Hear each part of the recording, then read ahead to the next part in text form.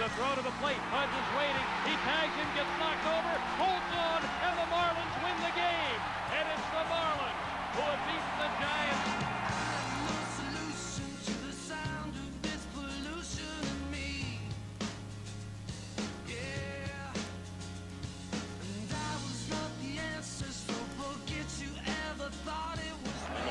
Beginning to run out of outs against Mordecai. That ball hammered into left center field. 3 runs are going to score on a double by Mordecai. And the Florida Marlins have come back from 3 games to 1 down to win the National League pennant. What an amazing story.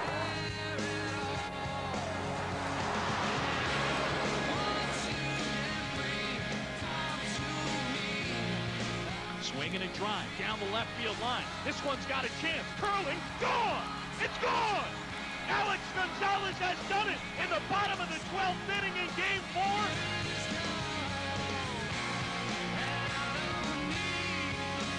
Making these Yankee hitters look bad as he goes through the lineup time after time.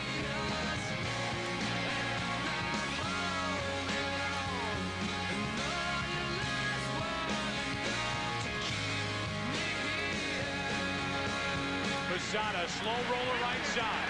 Beckett picks it up, tags Posada, and the Florida Marlins are world champions.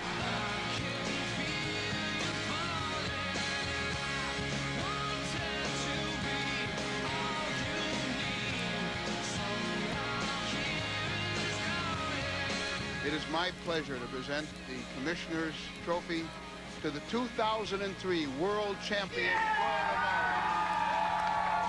We duck the world! We duck the world! Rumble, young man, rumble!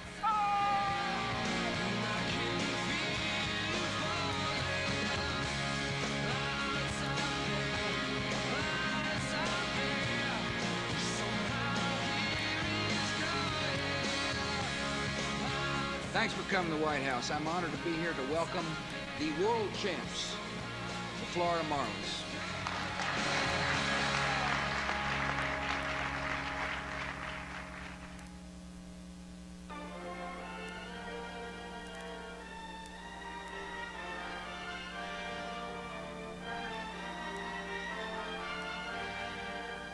Marlins off the bench and hit 2 dramatic game-winning pinch hit home runs.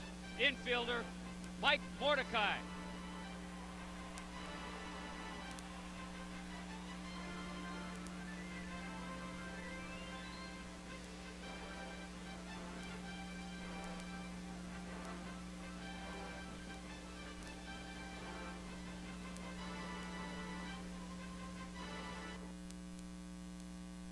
We had a chance to interview Mike Mordecai on January 31st, 2005, where we were able to capture not only his history but also his enthusiasm in looking forward to the 2005 season.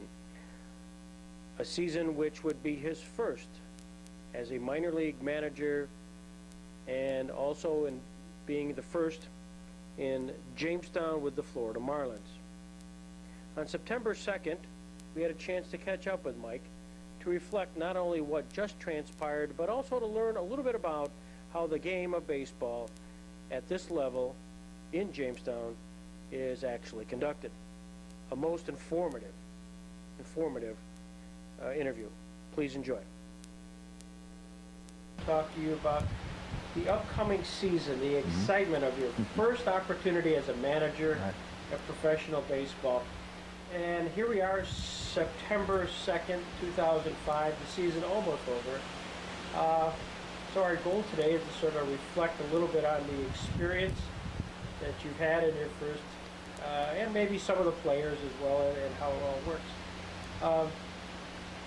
Generally, what was your expectations going into this season, and kind of, were there surprises along the way? Well, there's always surprises. My expectations going into the season was that I would probably have some young ball players that I was going to have to do a lot of teaching, coaching, but at the same time develop winning baseball players, players that know how to win games. We all, I would imagine, about halfway through extended spring training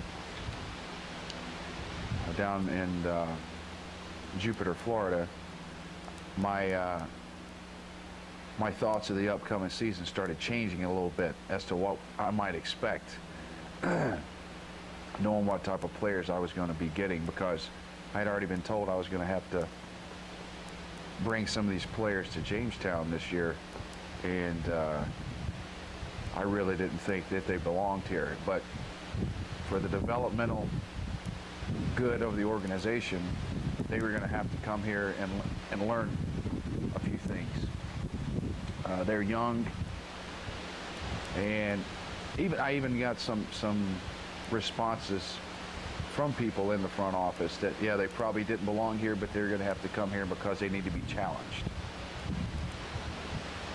And a lot of times when you challenge someone, they find it difficult to stand up to that challenge, and they kind of go through the motions a lot of times. Then there are some that you challenge and they'll stand up and they'll get after it.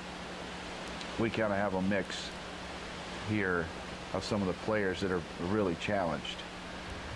Not that they don't try every night, but they don't have what it takes right now at this level to be a very good player. So my expectations was when I came here, we were going to win some ball games, a lot more than 30 games that they won last year. Will we still eclipse that mark? I hope so, but I'm not holding my breath. But at the same time, I understood, like I said, about halfway through it, extended spring training, that things are going to be a little bit different than I anticipated, because that's the way the organization sets things up. When the organization drafts its players in June to make up part of this team, they draft according to need. They have money allocated for the draft. They have to spend that money wisely, and a lot of times that means the latter round picks that will be coming to Jamestown, you have to pick and choose those guys wisely, because if you draft a player and you don't offer him enough money, he's not going to sign, and you're going to lose that player. So you got to be smart with what you're doing in that respect. So when you're putting together your club, there's a lot more than just taking the best available player here and there. And that's what you really would like to do. But they draft according to need. They see the Jamestown club needs a third baseman. They try to draft a college third baseman. And ideally, they try to surround the younger players with a little bit older players to help them compete, you know, so that the club is competitive and they have a chance to win.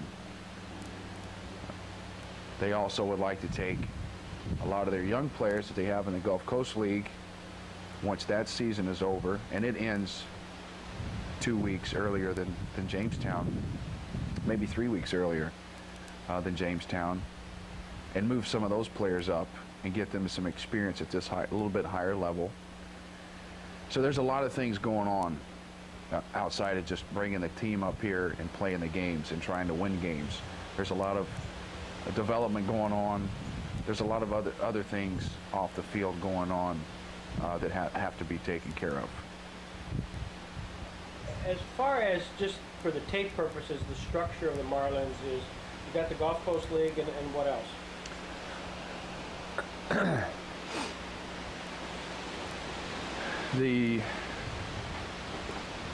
The levels in the system, the Major League level down in South Florida, then you have the AAA level, which is one step below Albuquerque.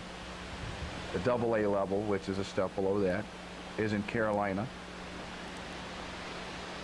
The highest A team we have is Jupiter, which is right there where we train spring training. The step below Jupiter is Greensboro. The step below Greensboro is Jamestown, and the step below Jamestown is the Gulf Coast League. So we are almost at the bottom of the ladder. And what really has hurt us this season here in Jamestown is the fact that we've had so many injuries in Greensboro and in Jupiter that they've taken a lot of the players that would probably be here for a lot longer period of time, and it would definitely have helped us win some games. We lost quite a few of those players, but that's the way the cookie crumbles. When players get injured at higher levels, you have to move someone up to take their spot, and there's only a couple of teams down below that you can pull from, and we happen to be the one who has the most experienced young players. If that sounds, that might not sound right, but a lot of these guys have been through college, and they're ready to go to Greensboro and compete somewhat. They're still new to professional baseball, but they have a better chance than what some of those guys in the GCL would have. Last year, you were literally on the bench of the Florida Marlins, working with Jack McKeon and watching and observing. And clearly, every day, you're out there to win. You're not necessarily counting pitches. You're not necessarily looking for development. You're looking for the guys who can actually win. The philosophy is obviously different at this level. What kind of, again, for the tape, what is the philosophy, and how has that been a difficult transition for you? Well, even at the major league level, there are things you have to pay attention to, because the players, especially the pitchers, they develop in the developmental process of a pitcher, the way that they go about the pitch counts and things like that. For example, history will show Josh Beckett at a certain number of pitches starts laboring. That's just a reputation a lot of times that a pitcher will get, is that after about 5 or 6 innings and a certain amount of pitches, they start struggling until the second wind kicks in.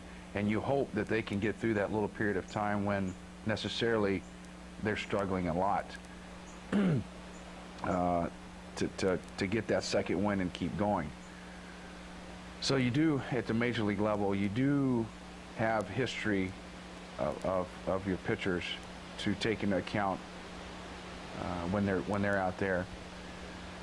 What we have here is we have those players developing that history, developing their reputation as to what type of pitcher they are. But what's tough about it is the organization puts a limit on the number of pitches a pitcher can throw and how the pitchers are used in games, and I'll give you a little insight to that. It is the organization's belief that a pitcher can't throw or should not throw more than 30 to 35 pitches in one inning. That's a lot of pitches in one inning. If a pitcher throws, these are newly acquired players coming out of the draft. If they throw 1 inning in one game, they have to sit 1 game. They can't come back and throw the very next night. They have to sit 1 game out and come back and throw the next day. If you pitch 2 innings, you sit 2 days. If you throw 3 innings or 50 pitches, I think it was, I can't remember the exact number right now. Our pitcher, Robbie Casaro, does a good job of handling that. Then you have to set them for 3 days. So that creates problems, because some of your better pitchers that you want to keep using at the latter end of ball games, if you pitched them the night before, you can't bring it back the next night. And that creates problems, because now you have to throw pitchers that you wouldn't necessarily want to put in that situation. They may not be ready for it. They may not have the pitches, good breaking ball or what have you. So there there is where you start having to develop pitchers. You have to take these pitchers who aren't necessarily guys that you would put in that situation. You have to develop them and try to teach them how to be successful in that situation. We have a few guys that we've been all year long trying to develop. We had one pitcher who irritated me so much that I called and said, we don't need him on this club anymore. He is not adhering to what we are telling him. He needs to have a reality check, and they sent him down to the Gulf Coast League, and he didn't come back. So the tough part is when you're dealing with the pitchers, you have to be very careful, protect their arms, because you have to remember the organization just spent a lot of money drafting these players, and if they send them up to you and you end up hurting them by sending them back out there and letting them throw so many pitches, you put their career in jeopardy before it even starts. And the organization spent a lot of money on these players in the draft, so you're going to be frowned upon. And sometimes there's nothing you can do about it. I like to push the players. I like to find out what they can do. And at this level here, it's not a bad thing, but it's not a good thing as far as trying to find out what type of pitcher you have, what type of arm he has. You might hear the comment, this guy he's got a rubber band for an arm. Just bounces back. He can throw 3 straight days in a row and it doesn't bother the guy. Then you might give him a day off and then he can throw 3 more days in a row. You hear that at the major league level. At the minor league level, you don't hear that a whole lot. You usually don't try to do that with young pitchers. They're still developing. So that was the one thing that has probably hurt us the most, is that not being able to use our pitchers how I would like to use them, because it might not be in their best interest. Mm-hmm. Have you seen some of your pitchers by name who've really progressed this year?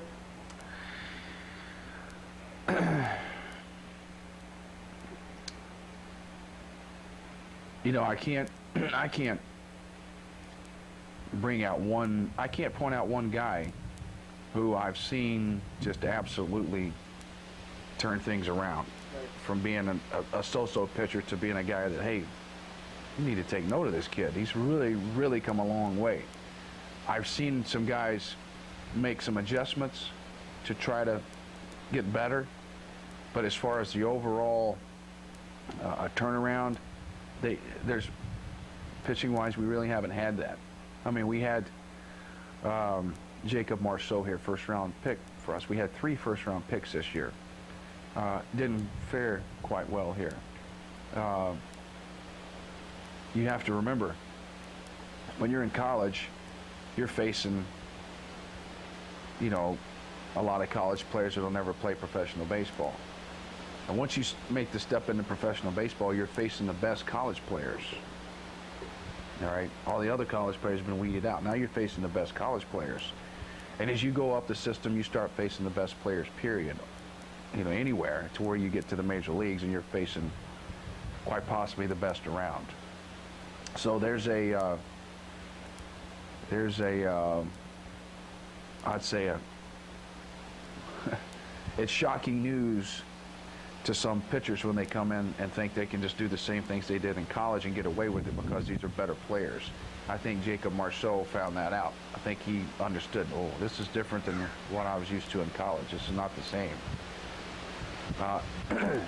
But this was his first experience in the professional baseball. He's never done this before. He's never went through that throwing program. To give an example about some of the things our pitchers do and how pitchers were treated in college. We have the Florida Marlins, they have a throwing program, which is an arm strength and conditioning program. You have to condition players to start doing this every single day. In college, you might play at the most 4 games out of a week. Usually it's 3. You might have 1 game on a Tuesday, and then you have a Friday, Saturday, Sunday series. And that's typically how things go in college. So a lot of times the pitchers, they won't throw after the weekend. They won't throw in the bullpen and things like that till maybe on Tuesday or Wednesday, and because there's a game on Tuesday, and then they're going to sit possibly Wednesday and Thursday, and they won't even throw. They're just resting their arm. Well, in professional baseball, that's not the way it works. You have to throw every day. That's what you get paid to do. So you have to have a program to strengthen and condition your arm. A lot of these guys have they've never done that before. They've never thrown every single day for 10, 15 straight days before you have an off day. And I think the maximum amount of days you can play is 21 without having an off day, and then the 22nd day you can have an off day, I believe. But they've never thrown that much. So when the pitching coach takes them down to throw their bullpens and their sides, their side work, like off to the side, their eyes get very big. Like, what do you mean a bullpen? I don't do that. No, you will now. So there's a whole nother routine that you start having to get into as an everyday baseball player, not just a college guy that's going to play 3 or 4 days a week. It's every 7 days a week, unless you get an off day. And the funny thing is, after you've been doing this a while, the off day hurts you more than it helps you, because you get stiff. When you come back that next day, it's, oh, your arm gets stiff, but it starts getting used to throwing every day, every day. Now, when I say every day, throwing every day, I don't mean pitching every day, but just throwing. The actual getting out in the outfield as the pitchers, working on their mechanics and things and throwing the baseball. They don't do that in college. They don't do it in high school. Definitely don't do it in high school. So there's a lot to be learned. You're going to put your body through a lot, and the pitchers have a tough time with that right at first. I mean, it's not easy. So for a lot of those guys to make big strides, it's tough, because there's a lot of things they're going through, an awful lot they're going through. Jacob Marceau found that out in a hurry. He found it out in a hurry. Mike, given everything that's going on, we're going to techniques that the pitchers are going to have to go through, and some of the surprises as far as their that's different for them at a professional level versus a college level. How about the batters? How about some of those guys? Have they? They get they're tired. Yeah. Right now, they've been tired for a while. You have to remember, the pitchers, in college you practice, a lot. The pitchers don't throw as much as they do professional ball, but the hitters, they still hit. They usually take batting practice near about every day.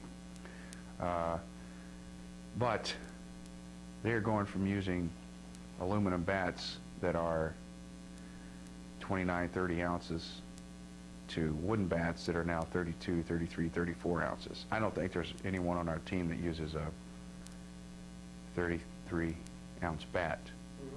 With the major league level, there's quite a few. Mm-hmm. But on our team, they're all using bats that are as close to those aluminum bats as they can possibly find, because that's what's comfortable for them. The extra weight and the constant swinging, it starts wearing them down. So there are players who are physically tired. They've been going a long time. Typically, a college player will start working out in the fall. I don't know if they have fall baseball anymore at the college level. I know when I played, we did. We had a fall baseball schedule of probably 15 games. We played junior colleges and local schools. That's just to get, the freshman experience. Everyone, just some more playing time, and then you work out, weightlift throughout the holidays. You come back at the 1st of January and you start all your baseball routine again, and then you start playing games. Some teams at the end of January are starting to play. They play from January all the way through I'd say May, middle of May, when they have your conference tournaments, and then the College World Series can go all the way into the middle of June. And then there's breaks in between. There's summer baseball in Cape Cod and in the Valley League in the Shenandoah Valley in Virginia. Alaska has a league. So there's some, and I think there's a Illinois Collegiate baseball league.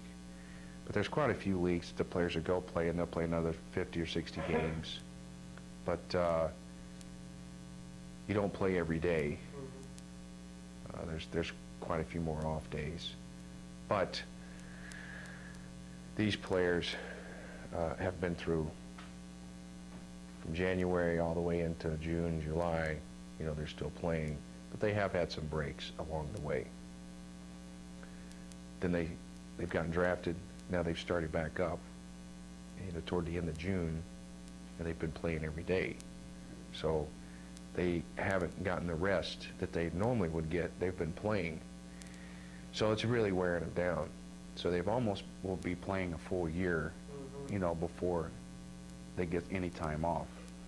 But ironically, now that they're professional players, that's the way it's going to be all the time. When they go home in the off season, it really is not an off season where you're not working and still lifting weights and doing things to get ready for spring training and into February and March. But usually you have a month or so, a month and a half, where you can relax and take it easy, and then you start getting ready for the next season. They're just tired. James Guerrero is one guy that's really fatigued right now, and I can tell Jeff Van Houten's starting to get a little bit fatigued. Not a ton, but they're getting tired. Then there's some players who didn't really play a lot this year. College ball, Gabby Sanchez, I don't think played at all.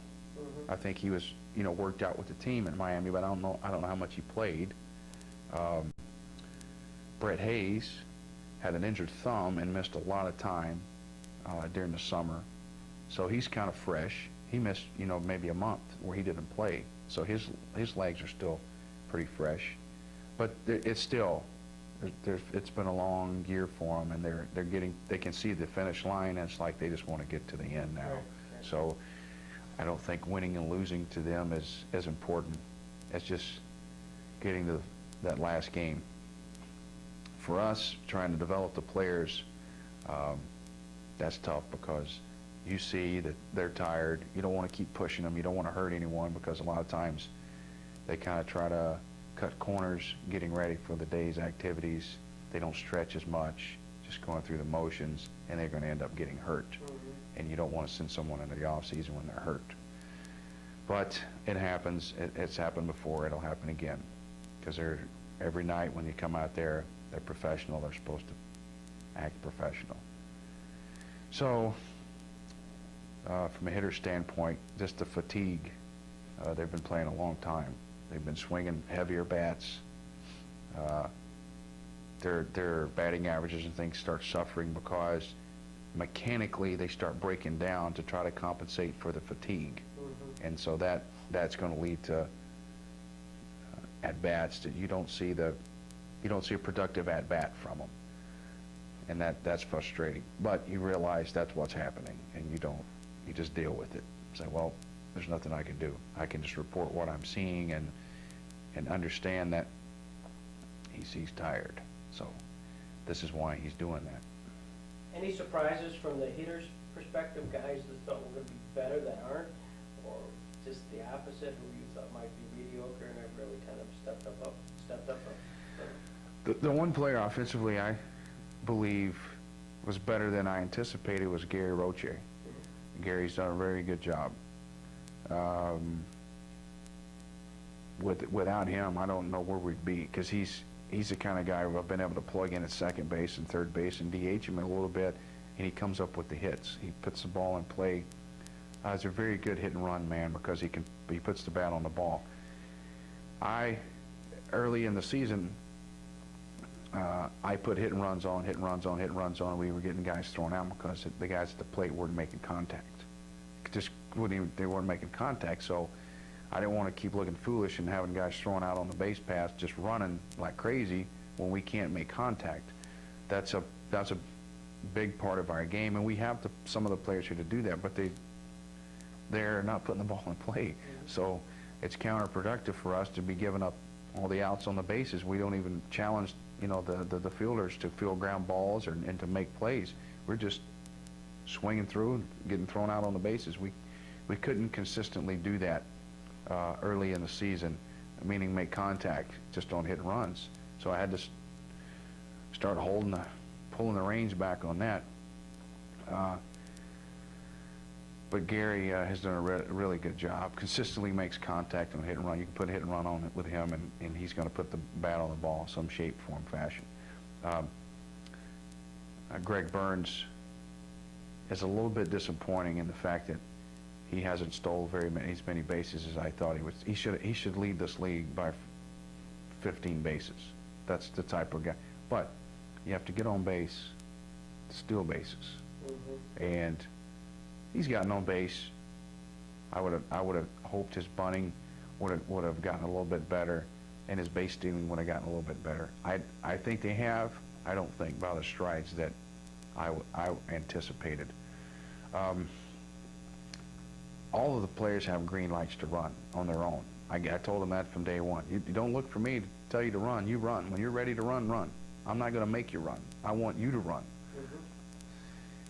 And by doing that, I found out which players are aggressive and which players are pretty tentative. They're afraid to kind of make mistakes. Gabby Sanchez is probably our most aggressive base runner. Our smartest base runner may be Jeff Van Houten. He runs the bases really well. He doesn't look like he panics. He takes the extra base. He's a good base runner, just an all-around good player. Gabby Sanchez really gets after it on the bases. Jamar Walton, he's a little bit out of control on the bases, but he runs the bases hard. Tanner Rogers the same way. He can almost get out of control on the bases, but he is without a doubt our fiercest competitor, Tanner Rogers. Loves to bust up double plays. Just loves it. I mean, in extended spring training, I emphasized what busting up double plays, going in hard at second base does to infielders. When they know you're on first base, they try to be a little bit quicker, getting rid of those balls, and you try to speed everything up because you don't want that base runner all over you. And a lot of times it creates a rush throw, trying to be too quick, turn into a double play, drop the ball, take your eyes off of it, and it just creates problems when you're going in there very hard. When you're not, there's no sense of urgency by the fielders. They take their time, and usually when you take your time, you do something right. You don't rush it. And Tanner, he goes down there and gets them. I really enjoy watching him go bust double plays up because he enjoys it, and that's what makes it enjoyable. So there's little things that all of them do, and they do well, but the overall picture, there's a lot of improvement, a lot of areas to improve upon by a lot of them. Depends on who you ask. I'll ask you. If you're asking me.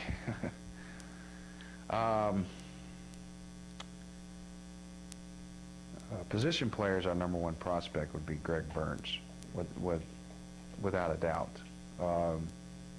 He may have the ability one day to be an all-star in the major leagues. He has the ability. He has the ability. Will it ever happen? It's up to him. Pitching-wise, we have 4 high school pitchers on our staff right now that are above average pitchers with the ability that they could be something special for a long time. And Volstad is probably the most polished, but I believe Thompson, a left-handed pitcher, may be the best of the group. Only time will tell. He's got a good attitude about pitching, I believe. I think he's going to be fine. Volstad does too. Those 2 guys are going to be okay. West and Tucker. Tucker throws awfully hard. West is a big, tall lefty, just very raw. He's got a long way to go. But the 4 of those guys together are some pretty good arms. I would be proud to have those arms in my organization if I were the Marlins, and I think they are. So they're going to be okay. Greg Burns, just give you a little insight into scouting and rating players. Players are rated on a scale of 20 to 80. 20 being, you can say, the worst, the bottom end of the scale, 80 being the very top, best.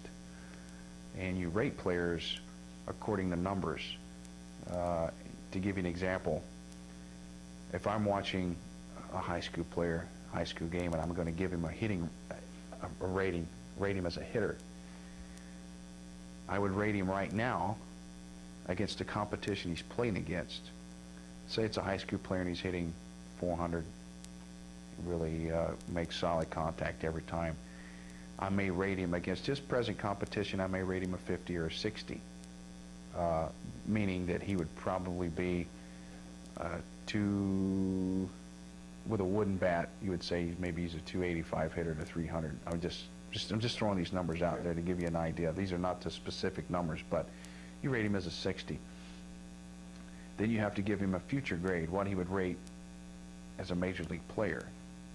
And it might go up a little bit because he's going to get better to 65, which would be, say he's a 300 and 320 hitter or something like that. So that is how you rate the players. Then you, and there's maybe 6 or 7 items you rate. You rate their hitting, their power, their raw power, their running speed, their arm strength, their ability to field, and all these. You rate all these things, and then you have a bottom number that it grades out to being. All right? Obviously, the higher the better. There are no 80s playing. I mean, that's a 5-tool guy, the best there is, period. Guys like Barry Bonds, Albert Pujols, and all those, you know, you might rate Albert Pujols and Barry Bonds as being, you know, very, very good hitting, but their arm strength, maybe their defense is not as, you know, is not as good as maybe it used to be, or what have you, or you don't anticipate it being that good. But anyhow, the grading scale works out to an A, there's a B, there's a C+, there's a C, a D minus, and then an O. A being the best, an O being an organizational type player that you can keep in the organization. He's going to help teams. You can send him, you know, to A-ball, AA. And guys you want, they're good players you want to keep in the organization and know how to play the game, and they do it the right way. And there's a chance that maybe possibly one day these guys would develop in it into a little bit better than an O, which would be a D minus. So a D minus is a major league bench player, role player, 24th, 25th man on the roster, maybe a third catcher. In the bullpen, it would be a middle relief guy, you know, that would maybe be a spot starter, eat up innings, doesn't pitch a lot, just mop up man, what have you. And the thing about that is, you know, a D minus, you're still a major league player. You have a job at the highest level. Maybe not what you want, but hey, you have a job, you're in the major leagues, and now a D is a little bit better than a D minus. This guy might, I would say for a D, maybe a platoon player. This guy's going to get a little more at bats. He's going to be maybe a fourth outfielder, a guy that runs pretty well, plays good defense. And then there's your C's, which are everyday major league players. All right, they're just your average everyday major league player. They're, you know, to give you an example, the Marlins right now, I would say a C would be on the Marlins club. A guy like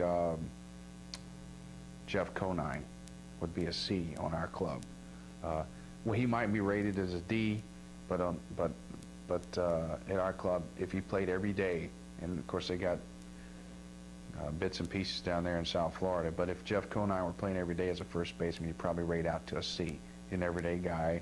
He's going to go out there and play and put up decent numbers and not embarrass the club. He's going to be productive. Then the step above that is the C+. These are guys who are going to be occasional all-stars. A guy like Mike Lowell, a guy like A.J. Burnett, maybe Josh Beckett. They're going to be right on that C. Dontrell Willis, Juan Pierre. Then you're going to go to a B. Now, a B maybe is going to be a little better than they're going to be pretty much in every year. They're an all-star. Maybe a Carlos Delgado might be a B. I don't know if there's any other Bs down on there. Luis Castillo is probably a B, C+, B. He's an all-star pretty much every year. The guy comes to play. And we really don't have any A's. I mean, and A's are your Hall of Famers. You know, the guys in their prime, Hall of Famers in their prime are going to be right there. We really don't have any of those. So when you're looking at these players right here in Jamestown and you're projecting them to be one of those letters, that's very tough. There's a lot of if, ands, or buts in there. The window of opportunity is for them to, you know, to look in and take advantage of it. Greg Burns, in my opinion, could be a C+, but it's up to Greg Burns. He's going to have to learn to bunt more. He's going to have to learn to steal bases, because his speed, if you put him on that scale of 80 to 20, he's about an 80, which is about as good as it can get. I mean, he can really run. He's got to take advantage of that tool. So, you know, the grading thing, and I've learned a lot from Robbie Casaro, our pitching coach, because Robbie has been a scout for the last 15 years or so in California. So when we look at these players and we talk about these grades and all this, Robbie has really enlightened me on how scouts look at them, how organizations look at them, and it makes a lot of sense. And Greg Burns, actually, Robbie Casaro signed Greg Burns, so yeah, so how fitting that is that he's on our club. But Greg has a chance to be a really good player, really good player. Any other positional players that you think might? Well, you know,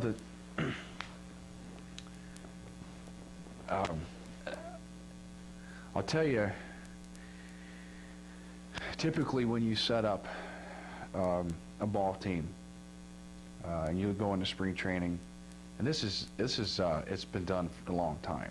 This is usually how things, just like a businessman starting up a business, there's kind of a protocol to go on about it. Setting up a ball club, there's usually a protocol. How do you go about it? And generally speaking, you're strong defensively up the middle. Your catcher, your middle infielders, and your center field, they're very good glove people. They're glove. Defensively, they're strong. That's usually their strongest suit. The corner guys, your third base, first base, left and right fielder, are typically hitters. Guys are going to put up some good offensive numbers. Average defensively, all of them you want to be average defensively, but they can really swing the bat. So what you have is you got defense up the middle and you got offense on the corners. But you got average defensive abilities on the corners. All right, now, when you start getting into having above average defenders on the corners, plus now you got really, really good players at those positions, whatever they might be. Example, Scott Rowland from the Cardinals. He's on an offensive position, which is third base, but he's probably the best defensive third baseman in the game. So he is what you'd call a superstar player, because he's got both things working at that position. But you put the emphasis on the middle are your premium positions. Anytime you have an offensive producer at those premium positions, then you're well above the game. Alex Rodriguez, Derek Jeter. I mean, you look at Luis Castillo, Gold Glove winner, but he hits 300 near about every year. So now you see the type of players I'm talking about when you start looking in the middle. So generally speaking, when you set up your club, you want that defense up the middle, you want offense on the corners. When you start getting good offensive producers up the middle at those premium positions, the owner usually has to open up his wallet because those guys are going to be worth that and more. So when you start drafting players, bringing players into the organization, you have to figure out their best position, what they're most suited for. Do you have a guy that's a really good defensive player? And if so, where does he play short, second? You know, is he an outfielder? Can he run? Can he play center field? Because there's a lot of room out there in center field. You got to have a guy that can run, and if he can come up with those fly balls, those line drives, Andrew Jones type player. Really, he's probably the best around right now. Also, the Torrey Hunter in Minnesota is pretty good too. But when you look at a player, I'm going to look at Jeff Van Houten, for example.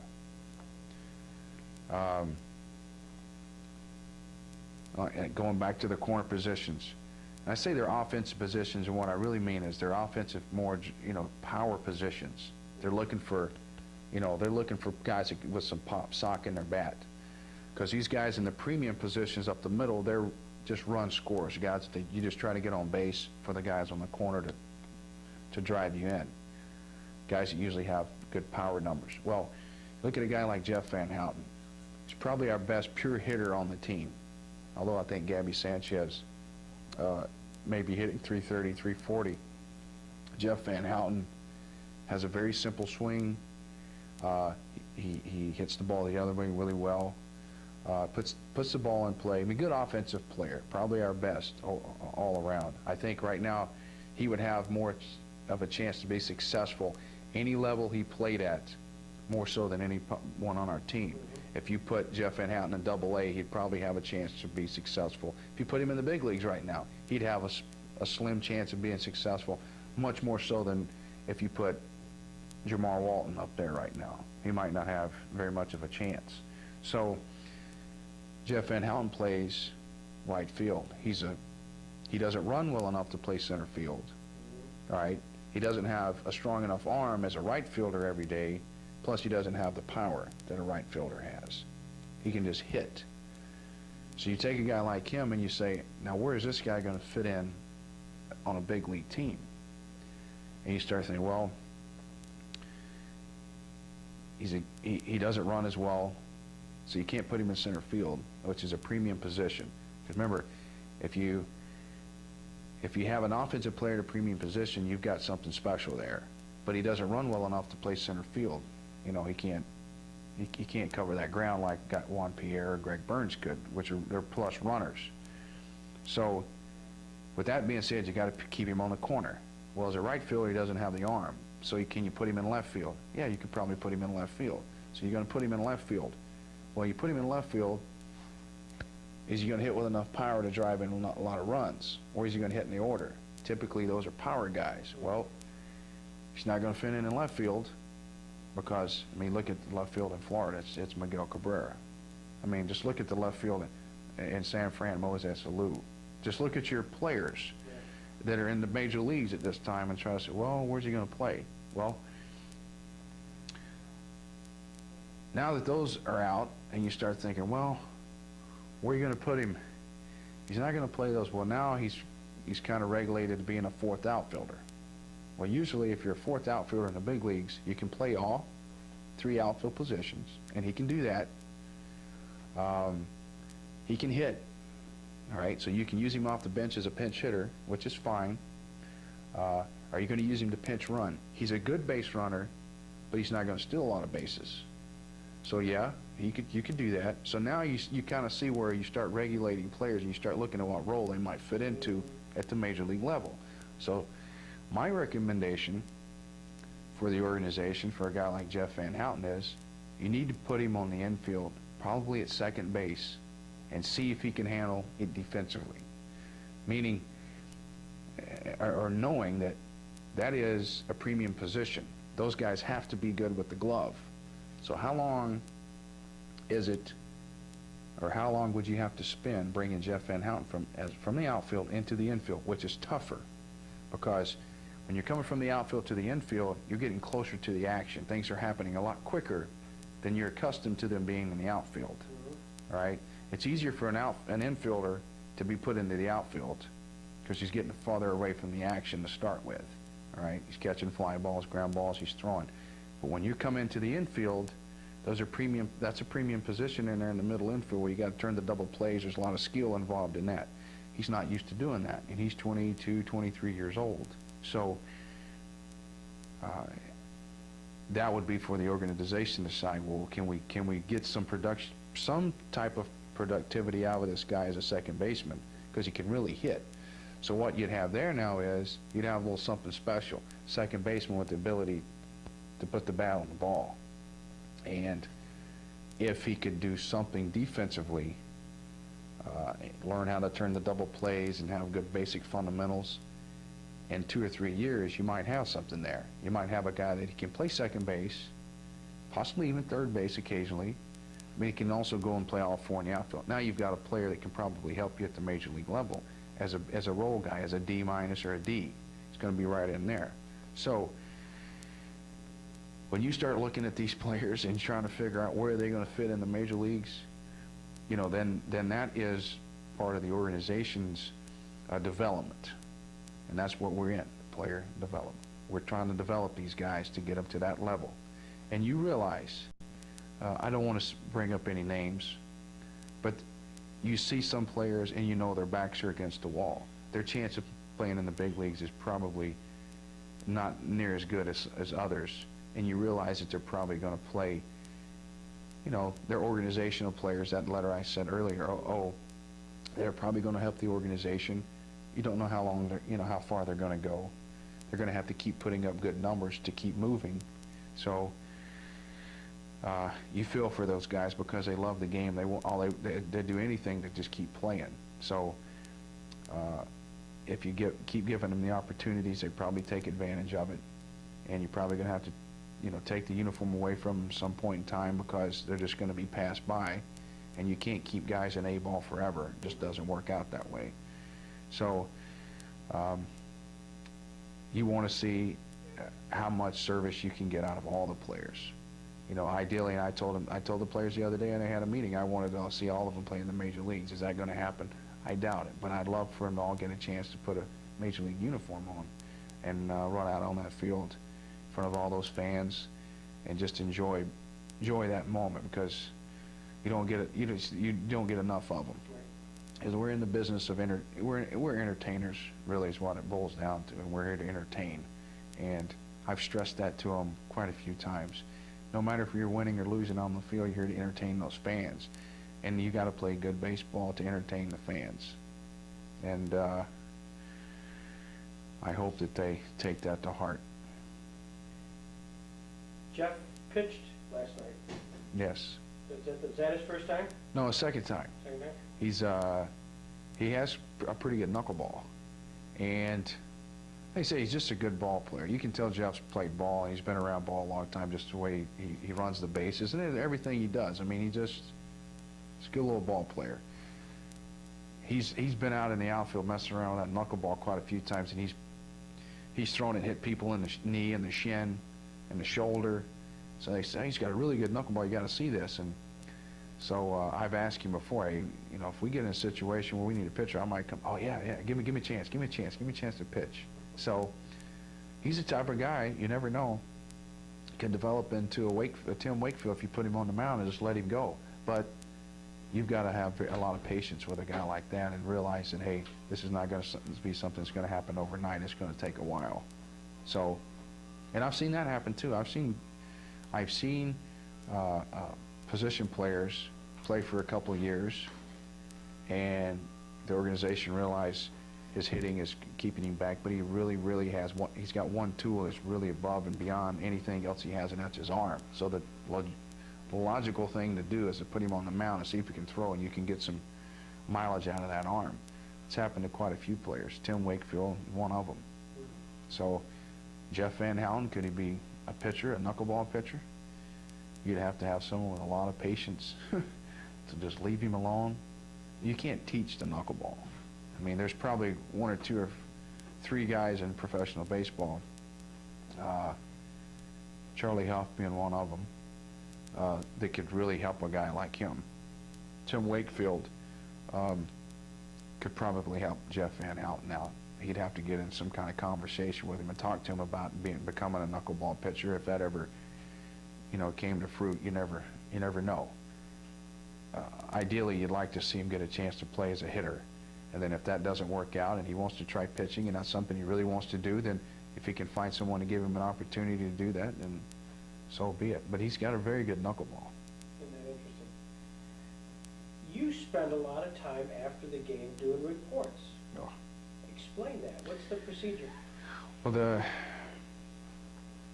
after the games, like I said earlier, we have Albuquerque and Carolina and Jupiter and Greensboro and Jamestown and the Gulf Coast League. Well, all the way from our general manager, Larry Beinfest, all the way down to, this is in the front office, to Manny Colon, to Brian Chatton, to Jim Fleming, and these are, guys running the minor leagues. They all have to know what's going on with the players throughout the system. I mean, that's what we do. They have to be informed. So we have to send reports in so that they can keep reports on the players, so that they can. That's kind of helps me evaluate a little bit to see how guys are doing, to see if a guy might be ready for the next level. All you got to do is bring up a report or two and see how a pitcher has been throwing, his lines, his pitching lines. But also with those lines, there's a written report, how the guy pitched. To give you an example, you might see a pitcher go out and pitch 2 innings, the first 2 innings of a game, and give up 7 runs, and you think, man, what a terrible outing that was. The guy gave up 7 runs. Well, how many of those 7 runs were earned runs? One of them might have been an earned run. The other 6, we made 2 errors behind him. There's just a whole lot of things that happen that don't tell the whole story.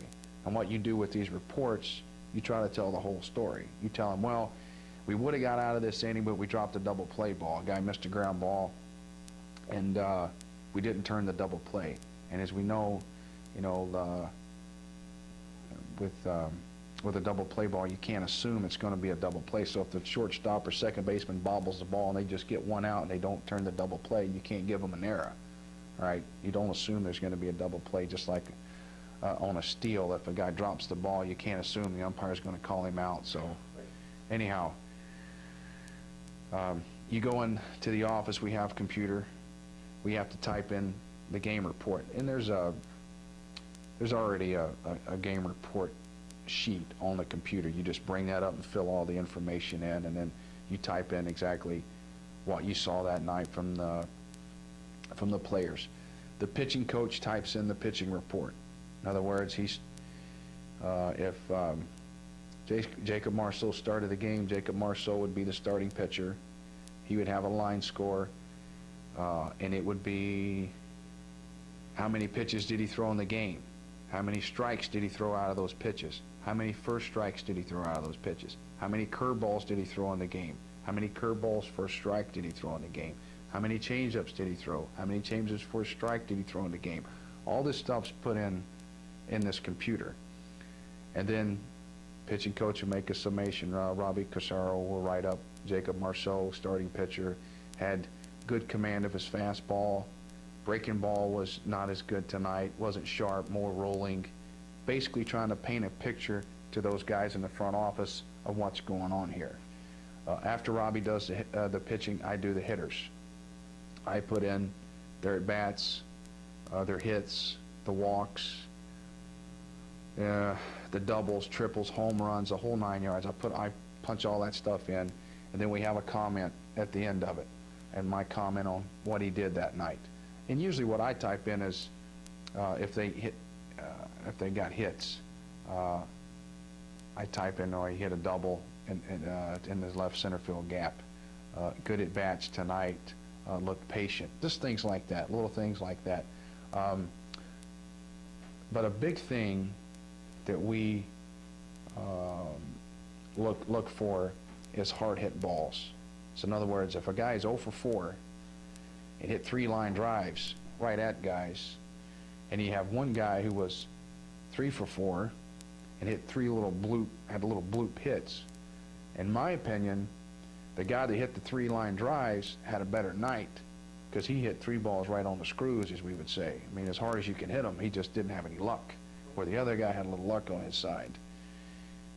Usually, in the long run, the guys who hit the ball the hardest consistently are going to be your better hitters. Those balls are going to start finding holes, and they're going to get through the infield. But that's not to say that that guy that got 3 bloop hits is not going to be a pretty good hitter, because there's guys that just have a knack for getting hits. No matter how they might look ugly doing it, but they're going to get their hits. So I type in all this stuff. I type in the errors. If we made errors, I type those in, who made the errors, how they made the error.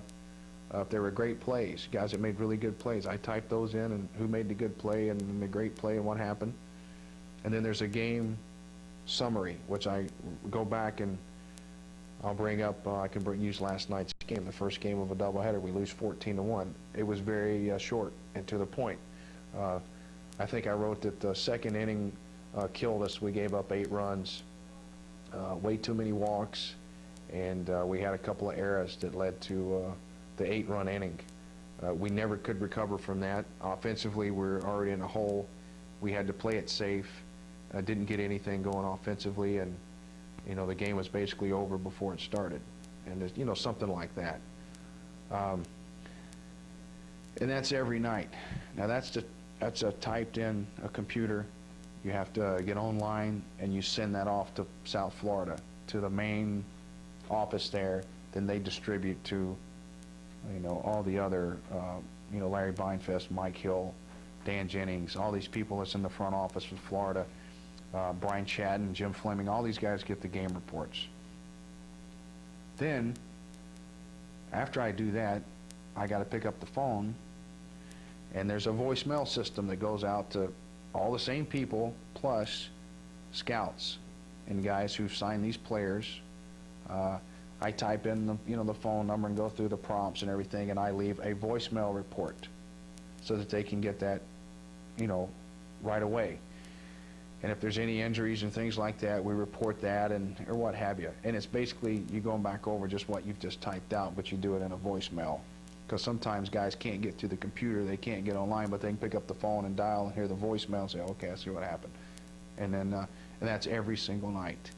And that takes, if a guy throws a complete game shutout and when you win 1-0, it's going to be very quick.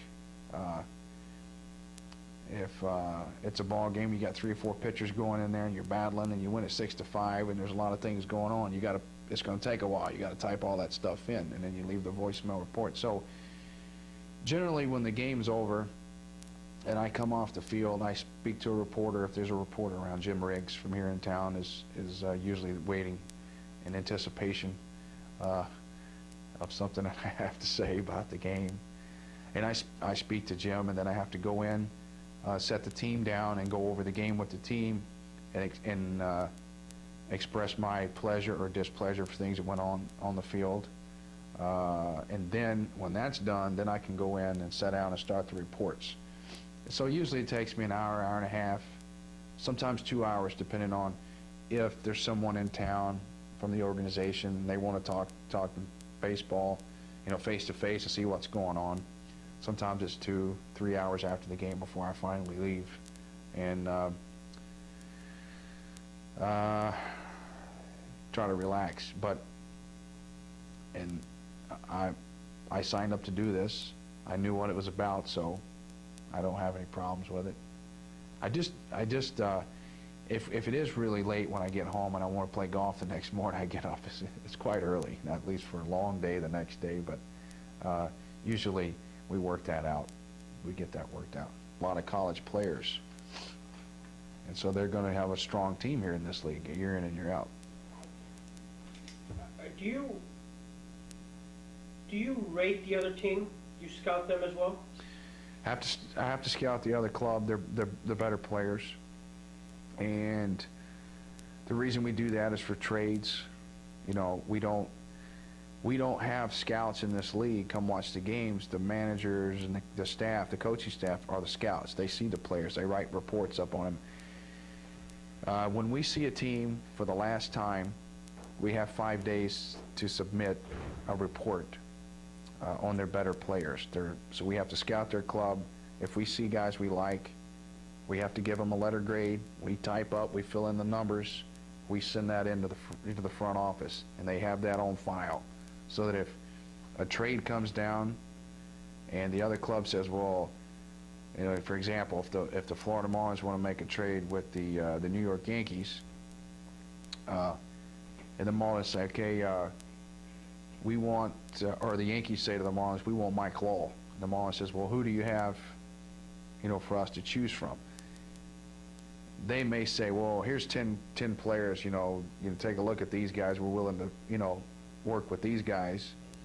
The Marlins will, you know, probably look at their 10 players, but they'll also go back into our own system, bring up every Yankee team that we play within the system, and see what our coaches and managers thought about some of their better players and who's on file.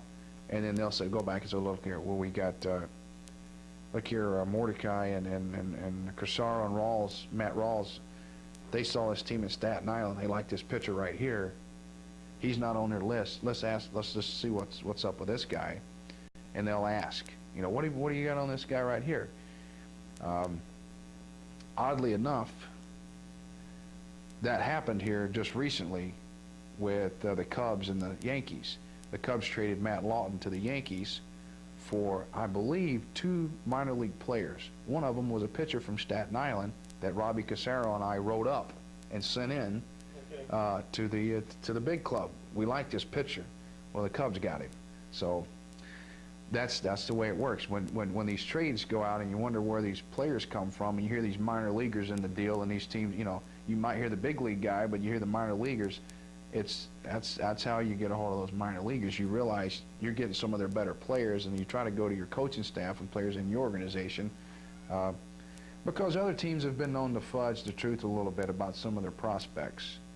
You got to be very careful with some of the players. They'll talk a player up that he's actually better than what he is, just so that they can get rid of him when the first team that comes along and likes him. They'll, you know, we'll get rid of this guy because, one, he might, they might think that he's about tapped out of his potential, and, you know, they don't see a lot of room for improvement. And you have to remember, you know, the other clubs aren't with these players every day, but you are. So you can beef the players up a little bit and make them sound a little bit better than they are. And then once they go to the new club figures out, oof, I think they got us.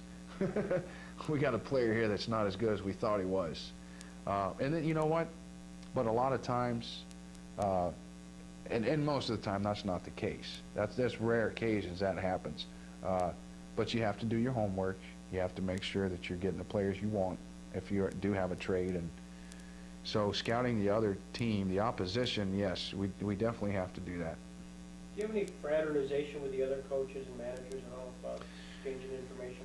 I've tried that a little bit this year. You know, some, you have to realize,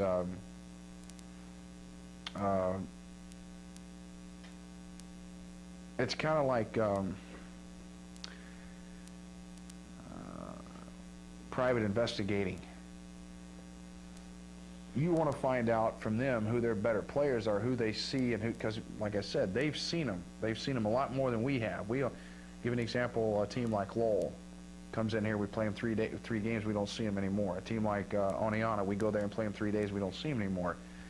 So in 3 days, we're going to see these guys play, and we may see one of the better players, but he may have 3 bad games against us. So does that mean he's not a prospect? We might not like him.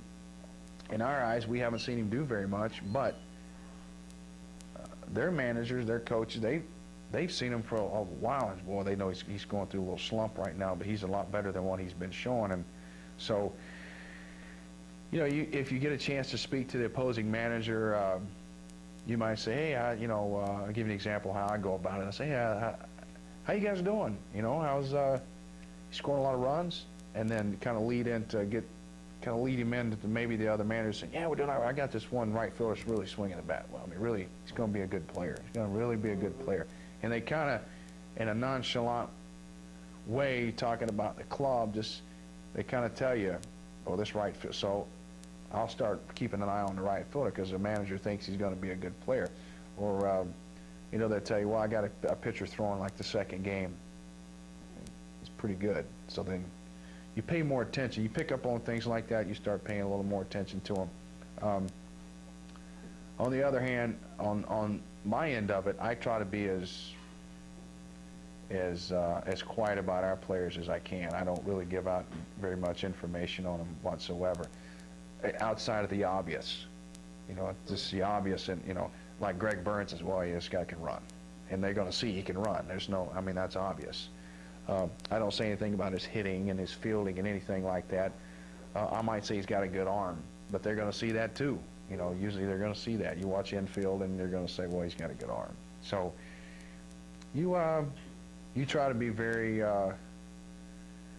non-persuasive in your conversation about your players and try to get as much information out of them as possible, so that when you send the reports in, maybe that manager might have said something, or that coach might have said something, that you can send into that report that this is a very smart player. The kid really knows what he's doing.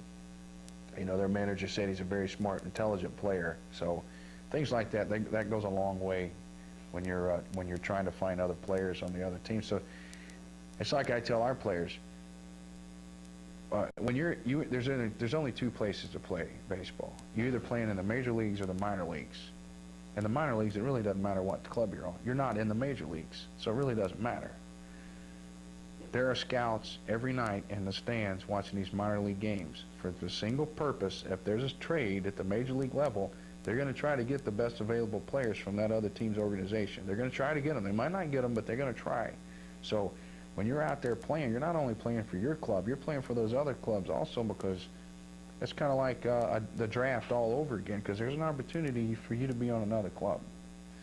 So don't go out there and go through the motions, and if you're feeling bad, just think there's nothing online. The club's got money invested in me. I've got it made. That's not the way that you should be thinking, and I think some of these players are starting to realize that. What about umpires? You grade those?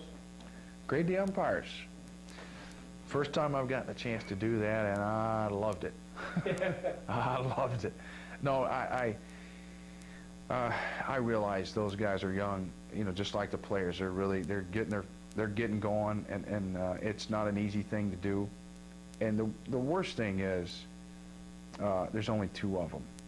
I mean, that's really, really tough. Only two young umpires to try to run a game like that. I mean, to me, there should be three.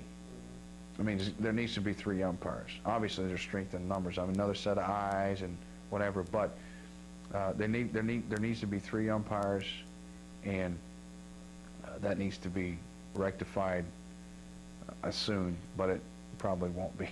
It's going to be that way from here on. You realize they're going to miss calls because they're going to miss calls. Just a different. I don't and haven't argued with the umpires very much this year, and I've told the team they're not perfect. We're not perfect. There's no sense in arguing about a called third strike when you took the first strike that was right down the middle. You had a pitch to hit. I mean, you got called out on the third strike that is borderline. Now you want to argue with the umpire. You've already had pitch to hit. What about that one and the one after? So when you're arguing with them, it's just a judgmental thing. You're saying you missed that play, and it's really a difference of opinion is all it is. And for me, I mean, the old saying about opinions, everyone has one. There's other things that go with that, but why go out there and argue for just the sake of running out on the field and arguing? So it's just, it's not a win-win situation. It's not a win-lose situation. It's basically you're going to lose every time out because they're not going to change their minds. Now,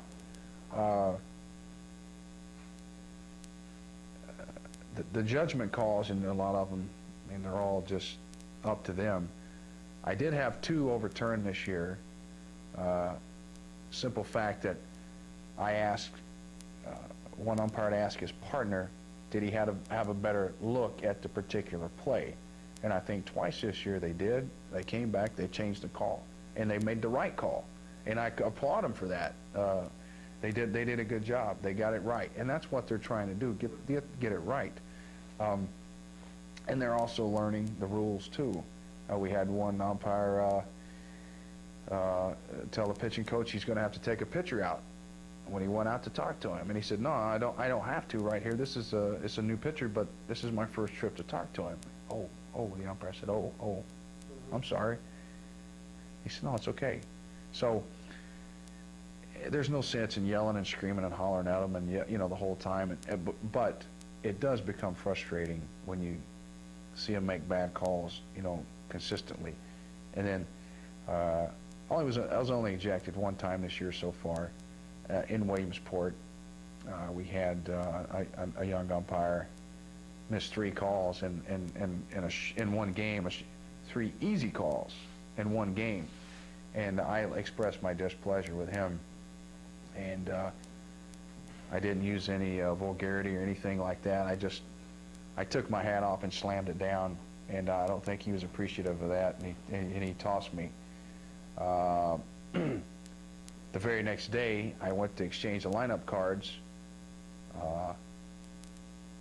I was going to express my displeasure with him, and if he threw me out then, and so be it, he threw me out. But I was going to tell him what I wanted to tell him the night before when he threw me out, and then he ran off, and I didn't get a chance to talk to him. So there's no sense in going about it that way. Just realize that they're not going to make the right call all the time. You hope they're right more times than not, and you just live with it. That's part of baseball. I mean, one of the I guess biggest blown calls in the history of baseball was I think his name is Dirkinger, in the St. Louis Cardinal Kansas City series in I think it was 85. I play at first base, and he blew the call, but as a human being, that was his call. He made that decision. He stuck by it, and the umpires don't have the video room to go to see the instant replays. They have to do it right then and there on the spot, and everyone's watching. And usually they're pretty good at the major league level. They're pretty good, and they still miss calls there. But it's really strange how one blown call can affect so many people in so many different ways. And had he called the guy out, if he called the guy safe, had he called him out, the World Series is over and the Cardinals are going to win. But that's not what happened. Kansas City ended up coming back and winning the World Series, and that's the way it worked out. And all on that one mistake. But can you really blame it on him and that one mistake? No, you can't. You can't say he's the main reason, because there was still another game to play. They still had outs in that game. So it's very tough. You can't blame the umpires when the game doesn't go your way. You were part of that in 2003 in Chicago. Yeah. When that was one play, everybody focuses in on that. In reality, there was a lot of opportunity to get out of that and, of course, win the next game. Yes. So that was right in the middle of that. But, that one there was, you couldn't assume Moses Alou was going to catch that ball. I mean, that was a tough play. I think the umpire made the right call. I think in his mind, he wasn't so sure Alou would have caught that ball. It was just borderline, and hey, like I said, and like a lot of guys have said, Steve Bartman isn't a reason the Cubs didn't win that series. Think about what happened after that. I mean, there's a whole nother game to go, and they just didn't get it done. So You can't blame the umpires. I gave most of them all favorable ratings, with the exception of 1 and 2 that I thought were a little bit below the standard of what the other ones have upheld here. And I'm just being honest, you know, they need a little more work, they need a little more consistency in what they're doing. But for the most part, those guys try hard and they do a good job. That report goes to the league itself? Yes, it does. Ben Hayes, I believe, is the guy there.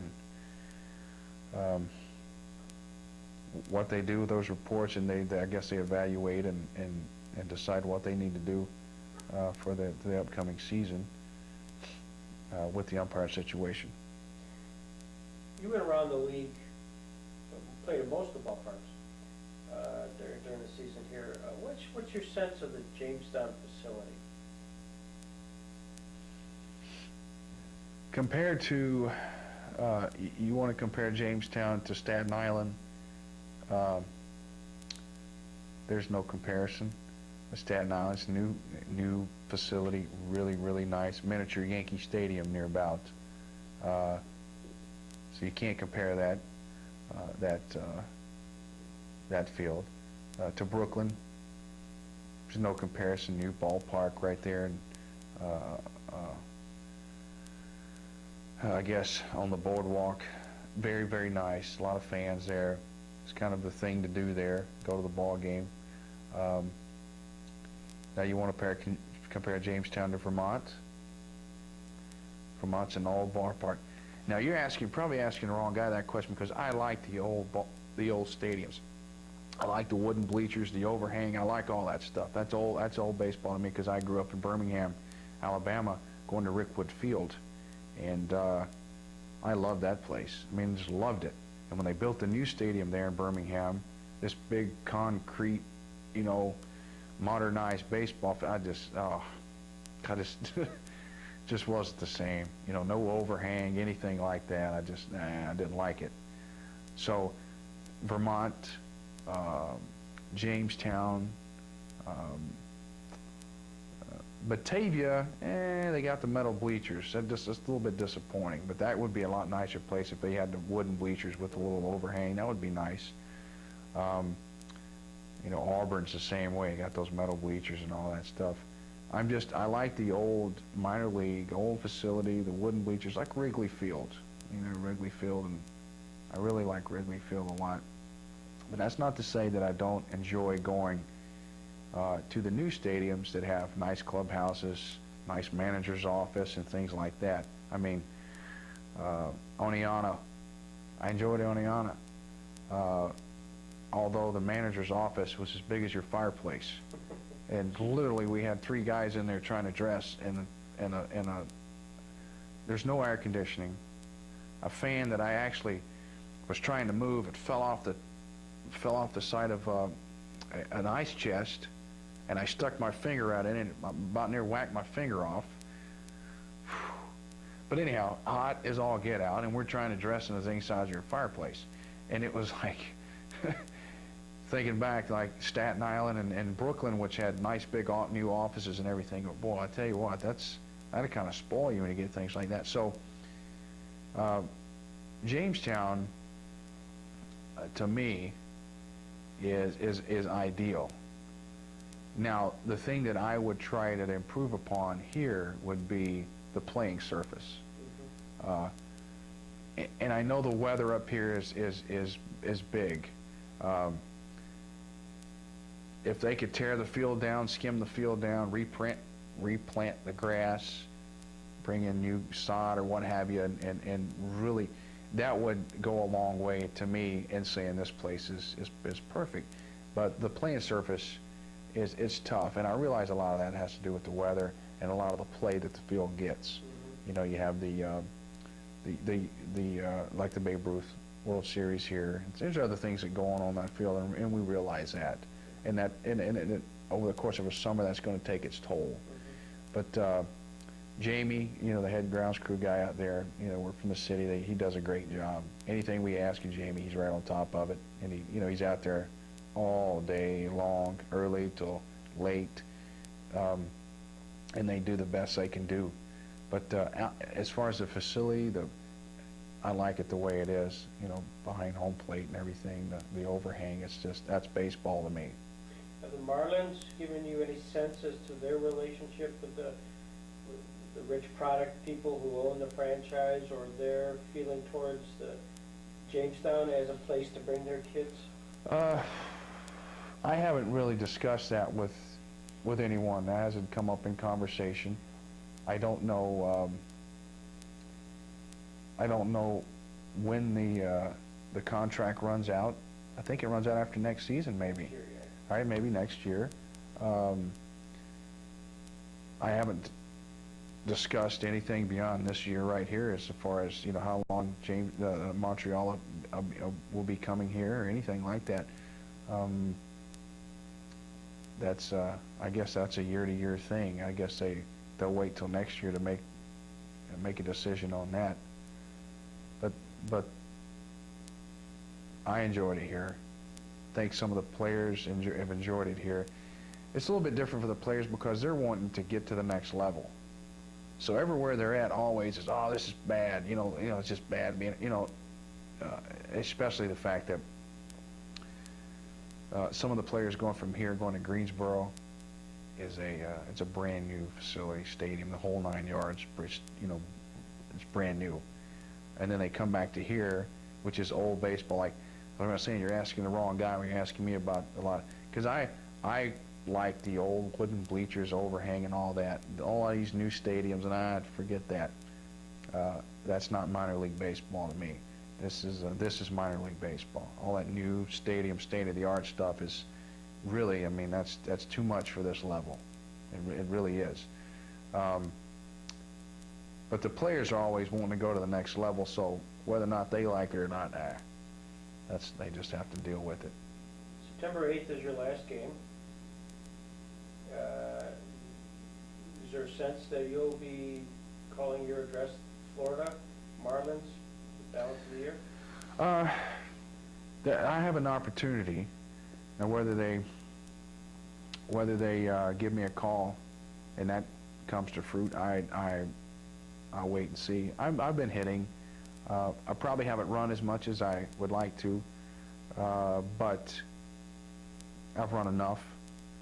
I don't think that if they were to call me up, that Jack McKeon would throw me right out there for the next, 2 weeks and play me every day. I don't think that would be the case. But I spoke to Larry Beinfest last year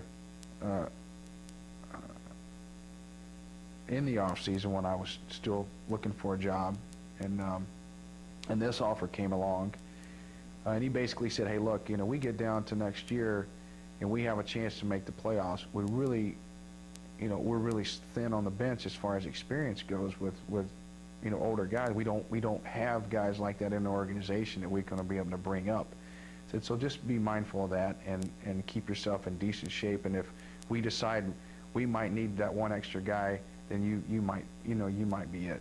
So just think about that. And I said, man, that's fine.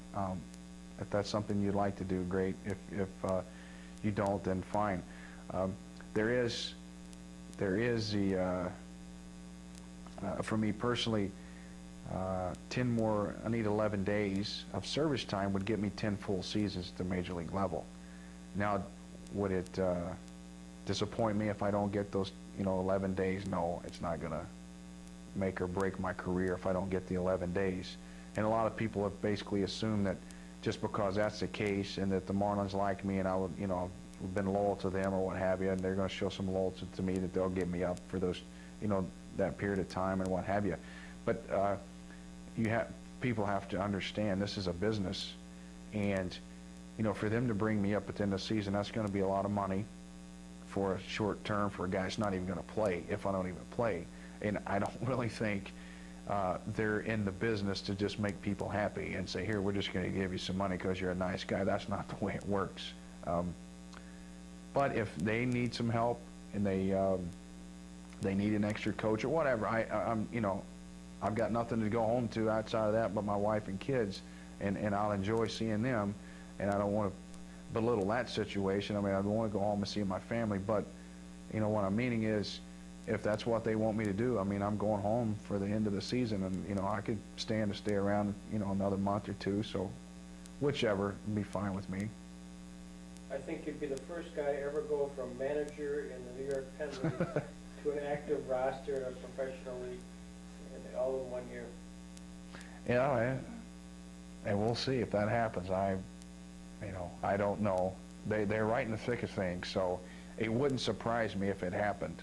I'm kind of anticipating that, hey, they're right in the thick of this thing, and I would say that if they wanted me there, it would be to maybe pinch run, to bunt,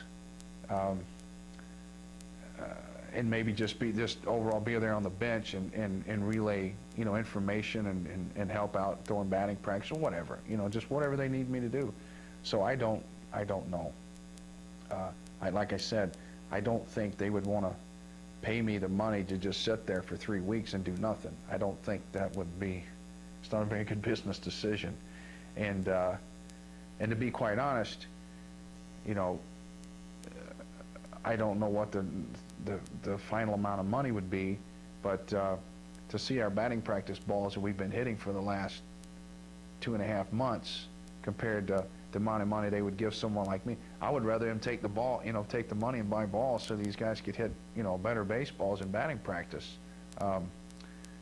But it's their business to do with what they may, and if they decide to give me that opportunity to help them, then fine. If they don't, like I said, I'll go home and I'll be teeing it up on the golf course here and there.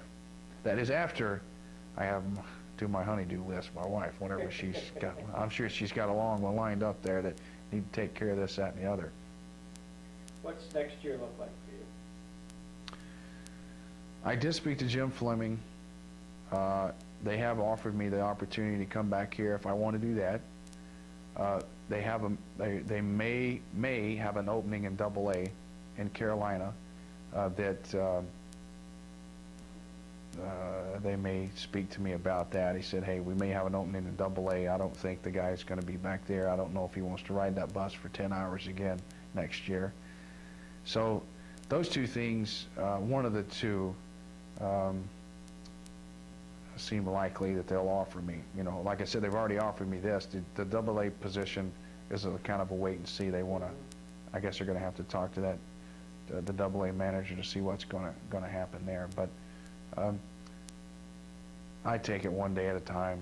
I'm not in any hurry to make any decisions, and I'll talk it over with my wife.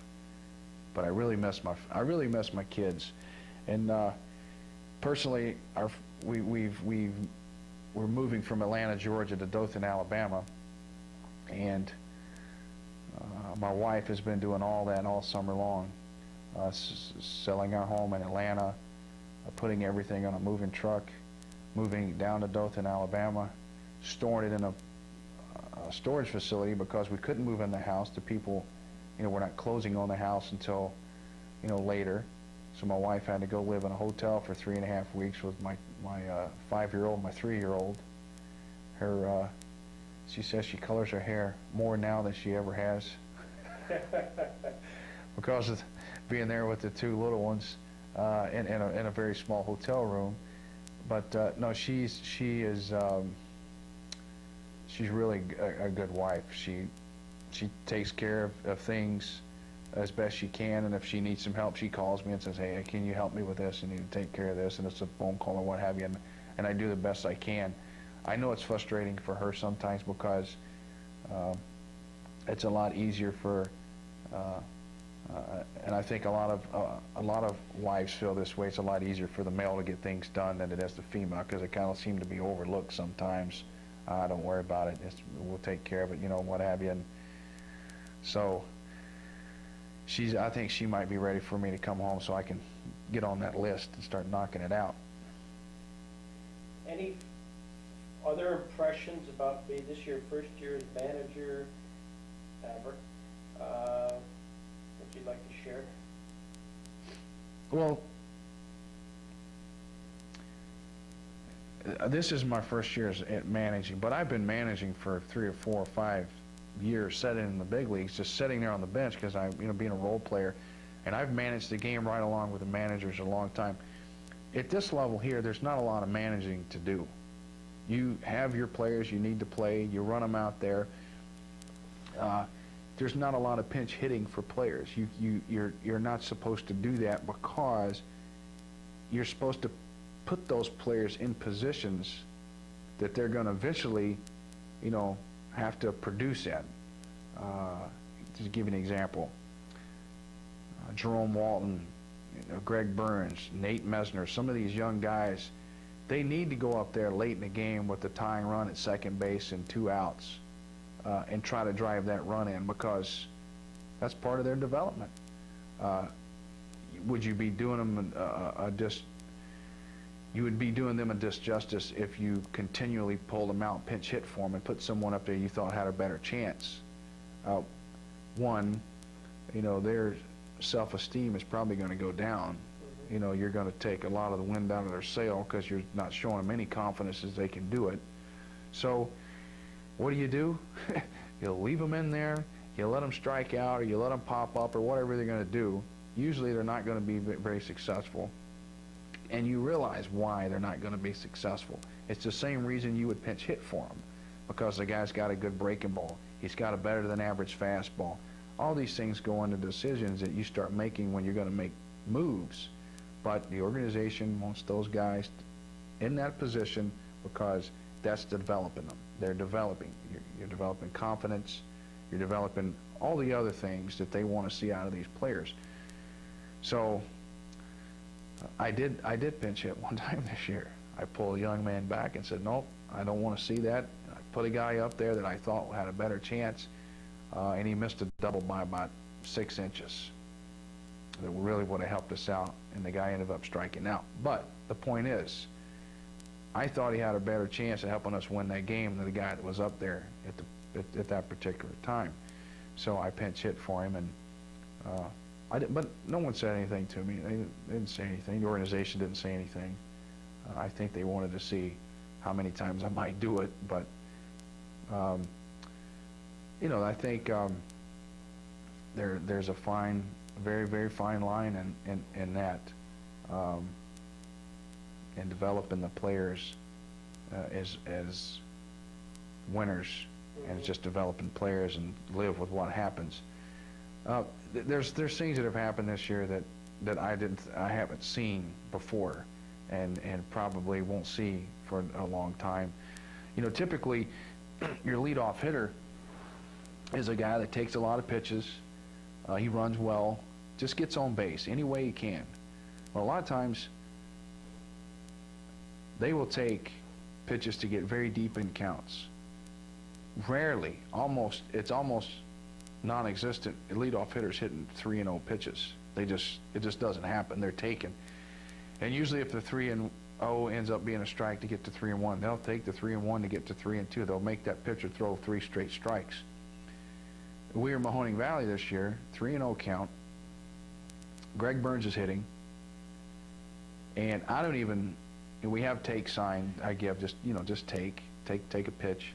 I didn't even give him a take sign. I just standing there looking, out in the field, watching the pitchers. He went into his windup, and I look up, and Greg Burns lays down the best bunt he's all year long.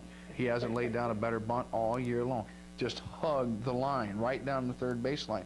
Third baseman was back, totally shocked everyone in the park.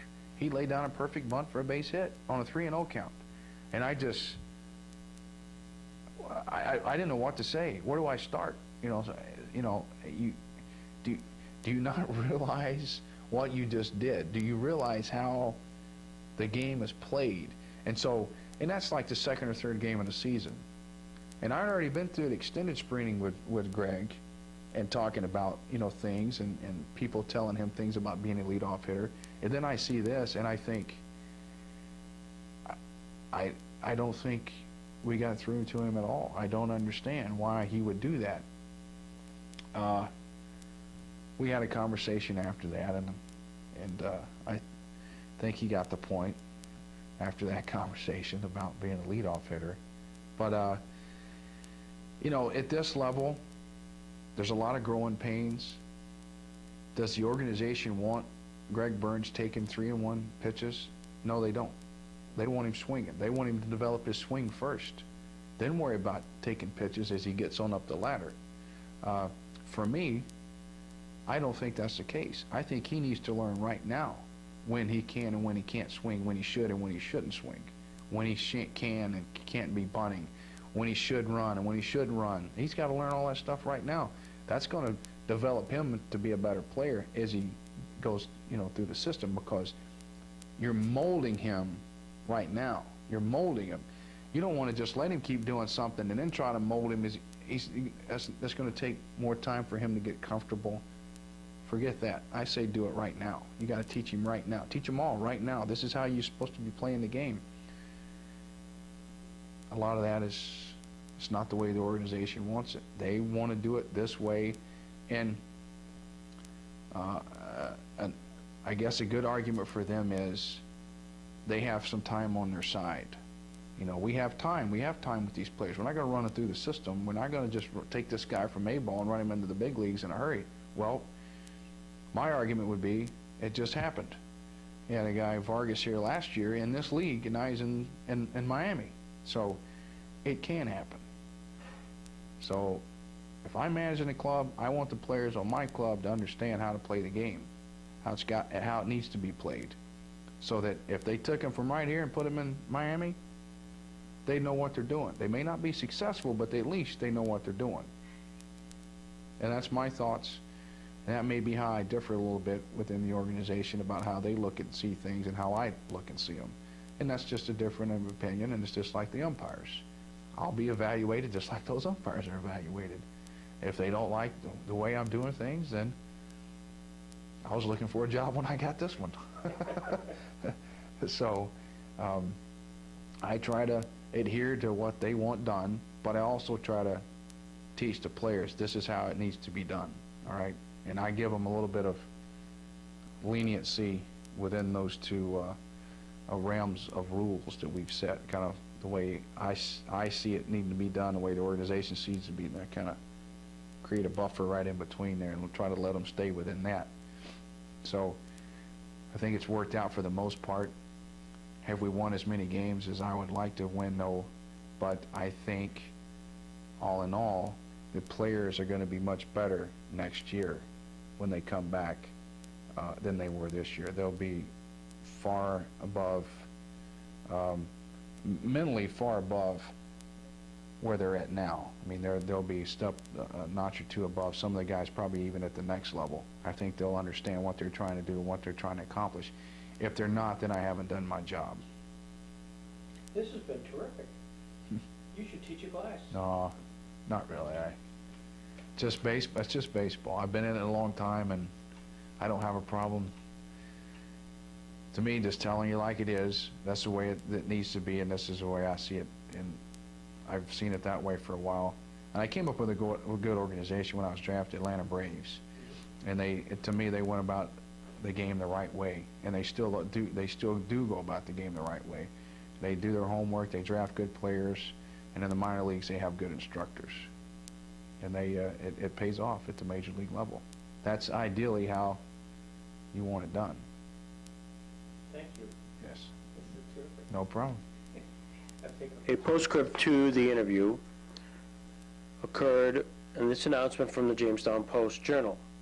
It dealt with the Florida Marlins signing infielder Mike Mordecai as free agent. The press release went on to say, Mordecai, 37, joins the Marlins after serving his first season as manager of the Single-A Jamestown Jammers in Florida's organization. His team went 31-44 and finished fourth place in the New York Penn League's Pinckney Division.